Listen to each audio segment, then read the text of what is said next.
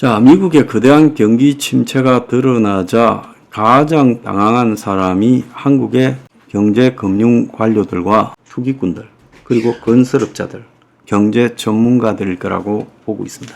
자, 이들은 며칠 전까지만 해도, 적어도 목요일까지만 해도 미국이 금리 인하가 확실하고, 그래서 한국에도 지금 수도권 일부 지역을 중심으로 부동산이 폭등하고, 그래서 머지않아 골칫거리인 부동산 PF 부실과 미분양이 해결될 거다. 금리가 내려가면 더 그렇게 될 거라고 그것만 기대하고 있었어요. 그런데 그렇게 되기는커녕 이제 금리 인하는 중요한 문제가 아니라, 자, 미국발로 시작된 경기 침체 공포가 지금 한국까지 미치면서 정시를 초토화시키고 있는 현상, 즉 미국 금리 인하 호재는 한 1 정도의 무게라면 지금 경기 침체 공포가 10 정도의 무게로 10배가 더 나오고 있다. 그래서 미국에서 지금 실업이 갑자기 급증하고 7월달 제조업 PMI 구매자 관리 지수가 46.8로 부진해요. 그래서 그러잖아도 한국의 KDI 등이 정부의 압박에도 불구하고 하반기에 경제가 굉장히 어려울 것 같아. 수출이 일부 회복되는 걸로 경기가 부진해서 탈출하기가 어렵다. 내수가 워낙 어려워지고 있다. 자, 그렇게 지금 말을 했지요. 지금도요, 2분기에 성장률이 높아서 경착륙보다 연착륙 가능성이 높다라고 헛소리를 하고 있습니다. 아직도 경제 충격의 초입이기 때문에 이것이 뭘 의미하는가를 모르고 있죠. 그런데 경기 침체가, 미국발 경기 침체가 가시화되면 한국 경제, 즉 수출에도 데미지를 입히면서 수출을 갖다가 흔들 거다라고 보고 있습니다.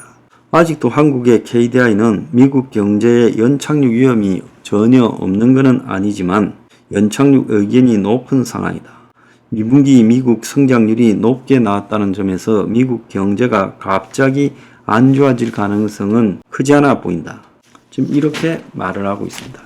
지금도 미국의 금리 인하가 시작되었으니까 한국은 미국 금리 인하보다도 더 빨리 좀 내리자. 자, 이렇게 이야기를 하고 있는데 이거는 미국의 거대한 경기 침체가 시작되기 전의 이야기고, 자, 오늘 막 나온 이 정부와 한국은행의 입장을 보면 금융시장 변동성이 확대됐다.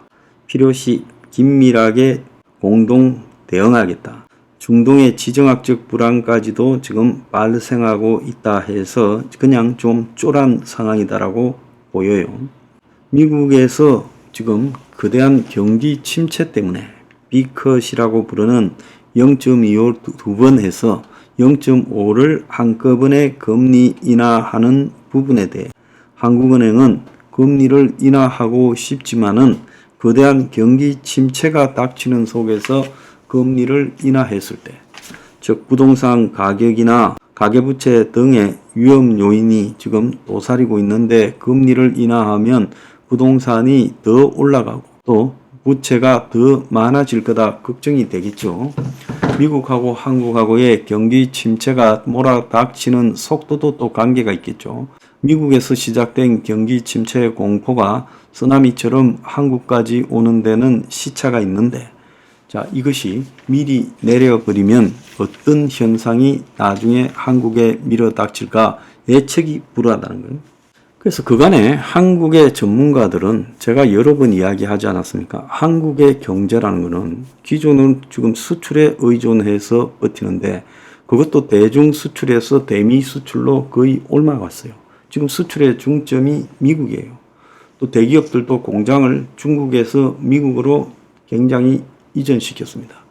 자, 그 속에서 미국의 본격적인 경기 침체가 시작된다면 미국의 소비 둔화가 나타날 거고, 그 첫 번째는 고가 전자 제품에 대한 소비 둔화가 핵심이겠죠. TV라든지 뭐 스마트폰이라든지 PC, 노트북 이런 것들이 다 안 팔리게 되겠죠. 그러면 어떻게 되겠습니까? 인공지능이나 반도체에 대한 수요가 급감하게 될 거라는 거죠. 그래서 지금은 금리만 가지고 뭐 자, 한국의 부동산 PF나 미분양을 생각하면 내려야 되겠고, 또 한국의 가계부채가 늘어나고 또 한국의 집값 폭등 현상이 나타나는 속에서 금리를 내리면 이걸 부추기지 않겠나. 한국 독자적인 부동산 투기에 의한 데미지, 이런 것들만 지금 걱정하고 있어요. 미국에서 나타나는 이 거대한 경기 침체가 한국으로는 어떻게 다가올 건가. 그래서 미국의 경기 침체는 일시적인 현상이고 경기 침체가 지속되지 않고 연착륙할 거라고 아전인수격으로 해석하고 있습니다. 이거는 아전인수도 그냥 아전인수가 아니라 그냥 물 떠놓고 빌듯이 나의 필요 때문에 미국은 그럴 것이다 라는 현상을 지금 보여주는 거예요. 자, 경기 침체가 당장 시작되는 듯이 보이자 트럼프가 그렇게 코인을 띄워도 비트코인이 58,000불까지 떨어져 버렸습니다. 자, 그런데 오늘 일본의 정시가 지금 완전히 붕괴되고 있어요. 일본의 토픽스라고 부르는 주가 지수는 7%나 하락하고 장중에 하도 하락이 심해서 거래 일시 중지 서킷 브레이커가 발동되었고, 한국의 지금 이 코스피는 점점 갈수록 더 떨어지고 있어요. 오늘 지금 벌써 122.18포인트가 떨어져서 마이너스 4.5%가 줄어들었습니다. 아마 단일 기준으로 요 근래 최대의 지금 하락을 기대하고 있어요. 삼성전자도 주식이 지금 5.15%가 추락하고 있습니다. 자, 경제를 바라볼 때 총체적인 그 나라의 경제 상황을 봐야 되는 거예요. 제가 몇 차례나 걸쳐서 반도체나 AI 같은 4차 산업에 관련되는 미국의 빅테크 기업들이 그 주식의 거품에도 잔뜩 끼어서 투기화 대상이 된 것이고, 실제 그 정도의 주식 가격을 커버할 만한 수익률이 전혀 나오지 않는다. 4차 산업이라는 것이 그럴싸하지. 지금 전기차도요, 인천 송도에서 불이 나가지고 140대가 타버리고, 요즘 아파트에서 지하 주차장 등에 전기차 빼라고 야단 났다지 않습니까? 왜 불이 났는가도 몰라요.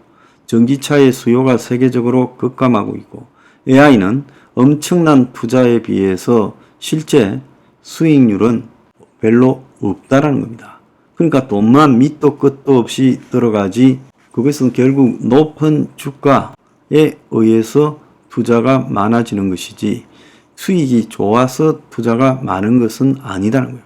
미리 투자를 해야 처음에는 적자 나더라도 나중에 선도할 수 있다라고 이야기를 하겠지만은, AI가 실제 생활에서 얼마나 유용하게 필요한가, 그런 부분에서 현재 AI의 수요가 생기지 않고 있는 데 비해 과잉 공급되었다, 이렇게 봐야 되는 거예요. 그 외에도 드론이나 자율주행 장치 이런 것들이 실제 큰 수익을 주지 못하고 있고, 로봇도 마찬가지예요.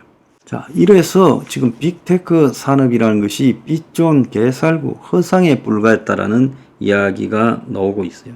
자, 그러다 보니까 언젠가는 저 거품이 터질 거다. 이 4차 산업도 거품이었고, 또 오피스 빌딩도 거품이었고, 미국의 집값 폭등도 거품이었다. 그래서 거품은 현실로 돌아올 때가 있다, 이렇게 지금 예측이 된 거죠. 그런데 이제 거품이 꺼지면서 현실로 돌아가지기 시작하자 지금 고용에서, 또 주식가에서, 빌딩 가격에서, 집값에서 모든 부분에 거품이 꺼지면서 충격적인 사항들이 드러나고 있어요. 그런데 대체로 국가의 관료들이나 또 각종 금융 컨설턴트들이나 금융 전문가라는 것들, 경제 전문가라는 이런 자들은 호황에 기대어서 자기가 이득이 되는 쪽으로 떠들지, 자신한테 손해가 오거나 데미지를 입을 만한 진실에 대해서는 말하지 않는다는 거예요. 언론도 마찬가지예요. 그러다 보니까 모두가 호황을 찬양만 했지 지금 경제의 진실을 내다보지 못했다는 거예요.